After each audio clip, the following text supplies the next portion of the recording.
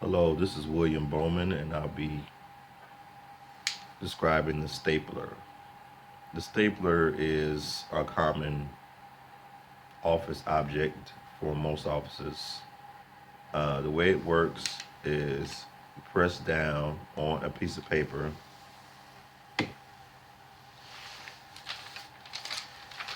and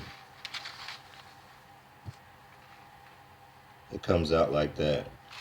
What you do is you press down on the piece of paper and it links itself to the piece of paper, holding two pieces of paper together.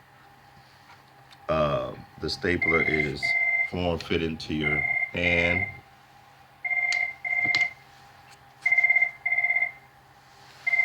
Landfill. Come here. All right, thank you. All right. Excuse me. But it forms for your hand, and all you have to do is click down, and there you have it.